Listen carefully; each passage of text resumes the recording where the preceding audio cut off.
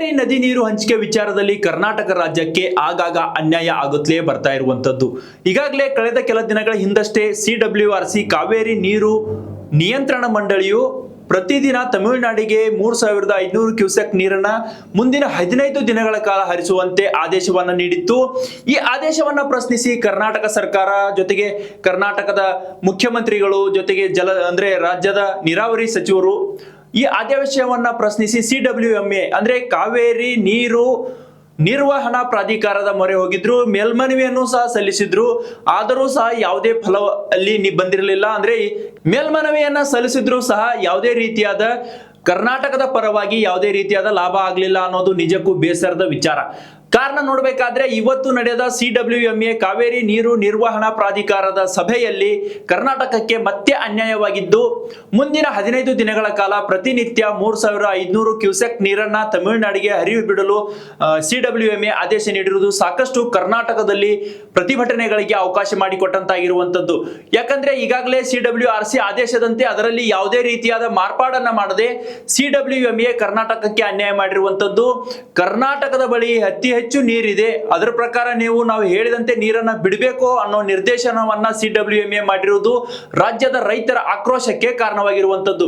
ಇವತ್ತು ನಡೆದ ಸಭೆಯಲ್ಲಿ ಕರ್ನಾಟಕದ ಪರವಾಗಿ ಸರ್ಕಾರದ ಹೆಚ್ಚುವರಿ ಮುಖ್ಯ ಕಾರ್ಯದರ್ಶಿ ಗೌರವ್ ಗುಪ್ತಾ ಅವರು CWMA ಸಭೆಯಲ್ಲಿ ಕರ್ನಾಟಕದ ಪರವಾಗಿ ಪ್ರಬಲ ವಾದವನ್ನ ಮಂಡಿಸಿದ್ರು. ಆದರೆ ತಮಿಳುನಾಡಿನ ಅಧಿಕಾರಿಗಳು ವರ್ಚುವಲ್ ಸಭೆಯ ಮೂಲಕವೇ ಮೂಲಕವೇ ಸಭೆಯಲ್ಲಿ ಪಾಲ್ಗೊಂಡು ತಮ್ಮ ವಾದವನ್ನ ಸಹ ಮಂಡಿಸಿದ್ರು. ಆದ್ರೆ ಇಲ್ಲಿ ನೋಡ್ಬೇಕಾದ್ರೆ ಒಂದು ಅರ್ಥ ಆಗುತ್ತೆ, ಕರ್ನಾಟಕದವರು ಫಿಸಿಕಲಿ ಅಂದ್ರೆ ಅಲ್ಲಿ ಸಭೆಯಲ್ಲಿ ಹಾಜರಾಗಿದ್ರು ಸಹ ಯಾಕೆ ಅನ್ಯಾಯ ಆಗ್ತಾ ಇದೆ ಅನ್ನೋ ಪ್ರಶ್ನೆಯೂ ಸಹ ಇಲ್ಲಿ ಮೂಡ್ತಾ ಇದೆ. ಅದೇ ತಮಿಳುನಾಡಿನ ಅಧಿಕಾರಿಗಳು ವರ್ಚುವಲ್ ಮೂಲಕ ಸಭೆಯಲ್ಲಿ ಪಾಲ್ಗೊಂಡು ತಮ್ಮ ರಾಜ್ಯದ ಪರವಾಗಿ ತಮ್ಮ ರಾಜ್ಯದ ಹಿತಕ್ಕಾಗಿ ತಾವು ಯಾವ ರೀತಿಯಾಗಿ ವಾದವನ್ನ ಮಂಡಿಸಿದ್ರು ಅನ್ನೋದು ಇಲ್ಲಿ ನಾವು ಗಮನಿಸಬೇಕಾದ ವಿಚಾರ. ಅಧಿಕಾರಿಯು ಅಲ್ಲೇ ಸಭೆಯಲ್ಲಿ ಹಾಜರಾದ್ರೂ ಸಹ ಕರ್ನಾಟಕಕ್ಕೆ ಯಾಕೆ ಅನ್ಯಾಯ ಆಯ್ತು ಅನ್ನೋದು ಎಲ್ಲರ ಪ್ರಶ್ನೆಯಾಗಿರುವಂತದ್ದು. CW ಸಭೆಯಲ್ಲಿ ಸಾಕಷ್ಟು ಚರ್ಚೆಗಳಾದವು, ಕರ್ನಾಟಕವು ಸಹ ಪ್ರಬಲ ವಾದವನ್ನು ಮಂಡಿಸಿತ್ತು. ಆದರೆ CWMA ಅಂತಿಮವಾಗಿ ತನ್ನ ಆದೇಶದಲ್ಲಿ ಕರ್ನಾಟಕಕ್ಕೆ ಸ್ಪಷ್ಟ ನಿರ್ದೇಶನವನ್ನ ನೀಡಿತ್ತು. ನಿಮ್ಮ ಬಳಿ 55 TMC ನೀರಿರುವಂತದ್ದು, ಈ ಕಾರಣಕ್ಕಾಗಿ ನಾವು ನಿಮಗೆ ಕೇವಲ 4.5 TMC ನೀರನ್ನು ಮಾತ್ರ ಬಿಡಲು ಹೇಳಿದ್ದೇವೆ. ಸೊ ಹೀಗಾಗಿ ನೀವು ನಮ್ಮ ಆದೇಶವನ್ನ ಪಾಲನೆ ಮಾಡಬೇಕು. ಮುಂದಿನ ದಿನಗಳಲ್ಲಿ ಕಾವೇರಿ ಕೊಳದಲ್ಲಿ ಒಳಹರಿವಿನ ಪ್ರಮಾಣ ಹೆಚ್ಚಾಗುವ ಸಾಧ್ಯತೆ ಇದೆ. ನಾವು ಹೇಳಿದಂತೆ ನೀವು ಆದೇಶವನ್ನ ಪಾಲನೆ ಮಾಡಬೇಕು ಅನ್ನೋ ನಿಟ್ಟಿನಲ್ಲಿ CWMA ಕರ್ನಾಟಕ ಸರ್ಕಾರಕ್ಕೆ ಖಡಕ್ ಆಗಿ ಸೂಚಿಸಿರುವಂತದ್ದು. ಆದೇಶ ಹೊರಬೀಳುತ್ತಲೇ ಸಾಕಷ್ಟು ಕರ್ನಾಟಕ ರಾಜ್ಯದಾದ್ಯಂತ ಜೊತೆಗೆ ಕಾವೇರಿ ಕೊಳದ ಜಿಲ್ಲೆಗಳಾದ ಮಂಡ್ಯ, ಮೈಸೂರು, ಈ ಕಡೆ ಚಾಮರಾಜನಗರ ಈ ಭಾಗದಲ್ಲಿ ಜೊತೆಗೆ ಬೆಂಗಳೂರು ಸೇರಿದಂತೆ ರಾಜ್ಯದ ನಾನಾ ಕಡೆಗಳಲ್ಲಿ ಪ್ರತಿಭಟನೆ ಕಾವುಗಳು ಜಾಸ್ತಿ ಆಗ್ತಾ ಇರುವಂತದ್ದು.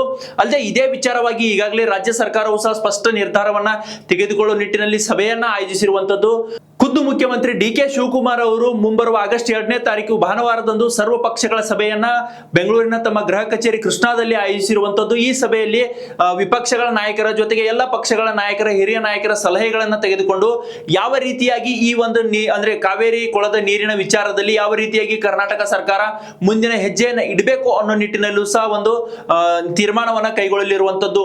ಅಲ್ಲದೆ ಈಗಾಗಲೇ ತೀರ್ಪು ಹೊರಬಿದ್ದಿರುವಂತದ್ದು. ಈ ತೀರ್ಪಿನ ಬೆನ್ನಲ್ಲಿಯೇ ಈಗಾಗಲೇ ಸರ್ಕಾರವು ಸಹ ಅಲರ್ಟ್ ಆಗಿರುವಂತದ್ದು. ಯಾವ ರೀತಿಯಾಗಿ ವಾದವನ್ನ ಮಂಡಿಸಬೇಕು, ಜೊತೆಗೆ ಮುಂದೆ ಯಾವ ರೀತಿಯಾಗಿ ಕಾನೂನು ಹೋರಾಟವನ್ನು ಸಹ ರಾಜ್ಯದ ಪರವಾಗಿ ರಾಜ್ಯದ ರೈತರ ಹಿತಕ್ಕಾಗಿ ನಾವು ಮಾಡಬೇಕು ಅನ್ನೋ ನಿಟ್ಟಿನಲ್ಲಿ ರಣತಂತ್ರವನ್ನ ರೂಪಿಸುವ ನಿಟ್ಟಿನಲ್ಲಿ ಮುಖ್ಯಮಂತ್ರಿ DK ಶಿವಕುಮಾರ್ ಅವರು ಕಾರ್ಯಪ್ರವೃತ್ತರಾಗಿರುವಂತದ್ದು.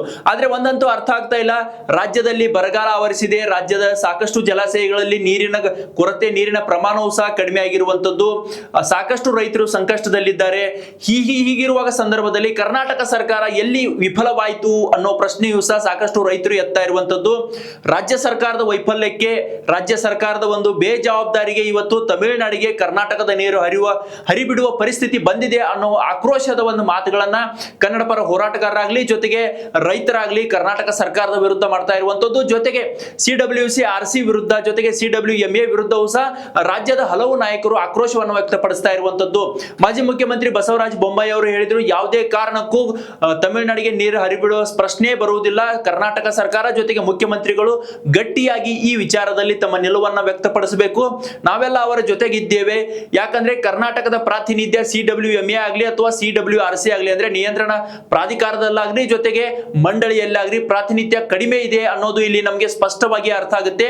ಈ ನಿಟ್ಟಿನಲ್ಲಿ ರಾಜ್ಯ ಸರ್ಕಾರ ಯಾವುದೇ ಕ್ರಮವನ್ನು ತೆಗೆದುಕೊಂಡ್ರು ನಾವೆಲ್ಲ ರಾಜ್ಯ ಸರ್ಕಾರದ ಜೊತೆಗಿದ್ದೀವಿ, ನಾವೆಲ್ಲ ಮುಖ್ಯಮಂತ್ರಿಗಳ ಜೊತೆಗಿದ್ದೀವಿ, ರಾಜ್ಯದ ಪರವಾದ ಹಿತವನ್ನ ನಾವು ಕೇಂದ್ರದಲ್ಲಿ ಮಂಡನೆ ಮಾಡ್ತೀವಿ ಅನ್ನೋ ಮಾತುಗಳನ್ನ ಬಸವರಾಜ ಬೊಮ್ಮಾಯಿ ಅವರು ಹೇಳಿರುವಂತದ್ದು. ಹೀಗೆ ಹಲವಾರು ಬಿಜೆಪಿ ನಾಯಕರಾಗ್ಲಿ, ಪಕ್ಷಾತೀತವಾಗಿ ಎಲ್ಲ ರಾಜ್ಯ ನಾಯಕರು, ಅಂದ್ರೆ ರಾಜ್ಯದ ಎಲ್ಲ ನಾಯಕರು ಕಾವೇರಿ ನೀರು ನಿಯಂತ್ರಣ ಮಂಡಳಿ ಜೊತೆಗೆ ಪ್ರಾಧಿಕಾರದ ನಡೆಯನ್ನ ಸಾಕಷ್ಟು ಖಂಡಿಸ್ತಾ ಇದ್ದಾರೆ. ಇದೇ ವಿಚಾರಕ್ಕೆ ಸಂಬಂಧಪಟ್ಟಂತೆ ಈಗಾಗಲೇ ಕನ್ನಡ ಪರ ಸಂಘಟನೆಗಳು ಸಹ ಸಾಕಷ್ಟು ಆಕ್ರೋಶವನ್ನು ವ್ಯಕ್ತಪಡಿಸ್ತಾ ಇರುವಂತದ್ದು.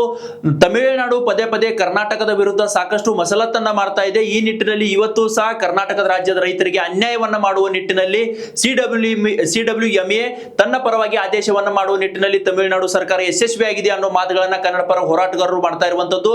ಅಲ್ಲದೆ ರಾಜ್ಯದ ರೈತರ ಪರವಾಗಿ ಇದೊಂದು ಮರಣ ಶಾಸನ ಅಂತಾನೆ ಇದೀಗ ಆಕ್ರೋಶಗಳನ್ನ ರೈತರು ವ್ಯಕ್ತಪಡಿಸ್ತಾ ಇರುವಂತದ್ದು, ಪ್ರತಿಭಟನೆಗಳನ್ನ ಮಾಡ್ತಾ ಇದ್ದಾರೆ. ಆದ್ರೆ ಇದೇ ವಿಚಾರಕ್ಕೆ ಸಂಬಂಧಪಟ್ಟಂತೆ ಈಗಾಗಲೇ ಕನ್ನಡ ಪರ ಸಂಘಟನೆಗಳು ತಮ್ಮ ನಿಲುವನ್ನ ಇದುವರೆಗೂ ಯಾವುದೇ ರೀತಿಯಾಗಿ ಸ್ಪಷ್ಟಪಡಿಸಿಲ್ಲ. ಆದ್ರೆ ಇದೇ ವಿಚಾರಕ್ಕೆ ಸಂಬಂಧಪಟ್ಟಂತೆ ಹಿರಿಯ ಕನ್ನಡ ಹೋರಾಟಗಾರ ವಾಟಾ ನಾಗರಾಜ್ ಅವರು ಕರ್ನಾಟಕ ಬಂದ್ ಕುರಿತು ನಾವು ತೀರ್ಮಾನವನ್ನ ತೆಗೆದುಕೊಳ್ಳಲಿದ್ದೇವೆ, ನಾಳೆ ನಡೆಯುವ ಸಭೆಯಲ್ಲಿ ಎಲ್ಲ ಕನ್ನಡ ಪರ ಸಂಘಟನೆಗಳು ಭಾಗಿಯಾಗಿ ಅಲ್ಲಿ ಹೋರಾಟದ ಮುಂದಿನ ರೂಪುರೇಷೆಗಳನ್ನ ನಾವು ಸಿದ್ಧಪಡಿಸ್ತೀವಿ. ಈ ನಿಟ್ಟಿನಲ್ಲಿ ಕರ್ನಾಟಕ ಸರ್ಕಾರಕ್ಕಾಗಲಿ ಜೊತೆಗೆ ಕೇಂದ್ರ ಸರ್ಕಾರಕ್ಕಾಗಲಿ ತಮಿಳುನಾಡಿಗಾಗಲಿ ಯಾವ ರೀತಿಯಾಗಿ ಬಿಸಿ ಮಿಟ್ಟಿಸಬೇಕೋ ಆ ರೀತಿಯಲ್ಲಿ ನಾವು ಯೋಚನೆಗಳನ್ನ ಮಾಡ್ತೀವಿ, ತೀರ್ಮಾನಗಳನ್ನ ಕೈಗೊಳ್ತೀವಿ ಅನ್ನೋ ನಿಟ್ಟಿನಲ್ಲಿ ವಾಟಾ ನಾಗರಾಜ್ ಅವರು ಹೇಳಿರುವಂತದ್ದು.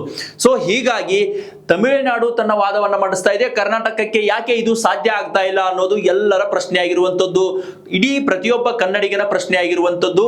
ಈ ಕಾರಣಕ್ಕಾಗಿಯೇ ತಮಿಳುನಾಡಿನ CM ಆಗಿರುವ ವಿಜಯ್ ಅವರ ಚಲನಚಿತ್ರವಾಗಿರುವ ಸದ್ಯ ಜನನಾಯಕನಿಗೂ ಸಹ ಪ್ರದರ್ಶನಕ್ಕೂ ಸಹ ಅಲ್ಲಲ್ಲಿ ಕನ್ನಡ ಪರ ಹೋರಾಟಗಾರರು ತಡೆಯನ್ನ ನೀಡುವ ಪ್ರಯತ್ನವನ್ನು ಮಾಡಿದ್ರು. ಜೊತೆಗೆ ಆ ಒಂದು ಸಿನಿಮಾಕ್ಕೆ ಸಂಬಂಧಪಟ್ಟಂತ ಬ್ಯಾನರ್ ಗಳನ್ನ ಹರಿದು ತಮ್ಮ ಆಕ್ರೋಶವನ್ನ ವ್ಯಕ್ತಪಡಿಸುವ ಪ್ರಯತ್ನವನ್ನ ಮಾಡಿದ್ರು. ಅಲ್ಲದೆ ಇದೇ ವಿಚಾರಕ್ಕೆ ಸಂಬಂಧಪಟ್ಟಂತೆ ಮುಖ್ಯಮಂತ್ರಿ DK ಶಿವಕುಮಾರ್ ಅವರು ಸಹ ಪ್ರತಿಕ್ರಿಯೆಯನ್ನ ನೀಡಿರುವಂತದ್ದು. ನಾವು ಯಾವುದೇ ಕಾರಣಕ್ಕೂ ಫೈಟ್ ಮಾಡೋದಿಲ್ಲ, ನಾವು ಸಂವಿಧಾನಾತ್ಮಕ ಹೋಗ್ತೀವಿ, ಸಂವಿಧಾನವನ್ನ ನಂಬ್ತೀವಿ, ಸಂವಿಧಾನದ ಪರವಾಗಿದ್ದೀವಿ. ಸೊ ಕಾನೂನಾತ್ಮಕ ನಾವು ಹೋರಾಟವನ್ನ ಮಾಡ್ತೀವಿ, ಯಾವುದೇ ಕಾರಣಕ್ಕೂ ಸಂಘರ್ಷವನ್ನ ಮಾಡೋ ನಿಟ್ಟಿನಲ್ಲಿ ನಾವು ಕ್ರಮ ಕೈಗೊಳ್ಳುವುದಿಲ್ಲ. ಆದರೆ ರಾಜ್ಯದ ರೈತರ ಹಿತ ಕಾಪಾಡುವುದು ಮುಖ್ಯಮಂತ್ರಿಯಾಗಿ ನನ್ನ ಕರ್ತವ್ಯ ಅನ್ನೋ ನಿಟ್ಟಿನಲ್ಲಿ DK ಶಿವಕುಮಾರ್ ಅವರು ಸಹ ಇದಕ್ಕೆ ಒಂದು ರಿಯಾಕ್ಷನ್ ಅನ್ನ ನೀಡಿರುವಂತದ್ದು. ಅಲ್ಲದೆ ಇನ್ನೊಂದು ವಿಚಾರ ಇಲ್ಲಿ ನೋಡ್ಬೇಕಾದ್ರೆ ತಮಿಳುನಾಡಿನ ಮುಖ್ಯಮಂತ್ರಿ ವಿಜಯ್ ಅವರು ಜೊತೆಗೆ ಮುಖ್ಯಮಂತ್ರಿ DK ಶಿವಕುಮಾರ್ ಅವರು ಬೆಂಗಳೂರಿಗೆ ಆಗಮಿಸಿ, ಅಂದ್ರೆ ತಮಿಳುನಾಡಿನ ವಿಜಯ್ ಮುಖ್ಯಮಂತ್ರಿ ಅವರು ಆಗಮಿಸಿ ಬೆಂಗಳೂರಿನ ವಿಧಾನಸೌಧದಲ್ಲಿ ಇದೇ ಕಾವೇರಿ ನೀರಿನ ವಿಚಾರವಾಗಿ ಸಭೆಯನ್ನ ಮಾಡ್ತಾರೆ ಅನ್ನೋ ಮಾತುಗಳು ಸಹ ಚರ್ಚೆಗಳು ಸಹ ನಡೀತಾ ಇರುವಂತದ್ದು. ಈ ಕಾರಣಕ್ಕಾಗಿ ಮುಖ್ಯಮಂತ್ರಿ DK ಶಿವಕುಮಾರ್ ಅವರು ಸಹ ಸ್ಟೇಟ್ಮೆಂಟ್ ಅನ್ನು ಕೊಟ್ಟಿರುವಂತದ್ದು. ಆದ್ರೆ ಈ ಸಭೆ ಆಗುತ್ತೋ ಬಿಡುತ್ತೋ, ಎಷ್ಟರ ಮಟ್ಟಿಗೆ ಪಾಸಿಬಲ್ ಆಗುತ್ತೆ, ಎಷ್ಟರ ಮಟ್ಟಿಗೆ ಸಾಧ್ಯ ಆಗುತ್ತೆ ಅನ್ನೋದು ಎರಡನೇ ಮಾತಾದ್ರೂ ಸಹ ತಮಿಳುನಾಡಿನ ಮುಖ್ಯಮಂತ್ರಿ ರಾಜ್ಯಕ್ಕೆ ಬಂದ ಮೇಲೆ ಯಾವ ರೀತಿಯಾಗಿ ಪ್ರತಿಭಟನೆಗಳ ಕಾವು ಅವರಿಗೆ ಒಂದು ತಟ್ಟಲಿದೆ ಅನ್ನೋದು ಸಹ ಇಲ್ಲಿ ಪ್ರಮುಖವಾದ ವಿಚಾರ.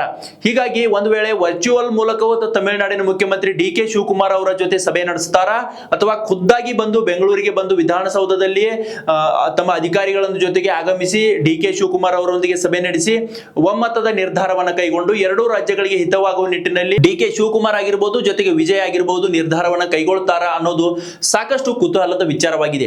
ಸದ್ಯಕ್ಕಂತೂ ನೋಡ್ಬೇಕಾದ್ರೆ ತಮಿಳುನಾಡು ತನ್ನ ವಾದವನ್ನು ಮಂಡಿಸುವಲ್ಲಿ ಯಶಸ್ವಿ ಆಗಿರುವಂತದ್ದು. ಕರ್ನಾಟಕದಿಂದ ಕಾವೇರಿ ನದಿಯಿಂದ ಜೊತೆಗೆ ಕಾವೇರಿ ಕೊಳದಿಂದ 3500 ಕ್ಯೂಸೆಕ್ ನೀರನ್ನ ಪ್ರತಿದಿನಕ್ಕೆ ಟೋಟಲ್ ಆಗಿ ನೀರನ್ನ ಕಾವೇರಿ ನದಿಯಿಂದ ತಮಿಳುನಾಡಿಗೆ ಹರಿಬಿಡುವ ನಿಟ್ಟಿನಲ್ಲಿ ಈಗಾಗಲೇ CWMA ಆದೇಶವನ್ನ ನೀಡಿದೆ.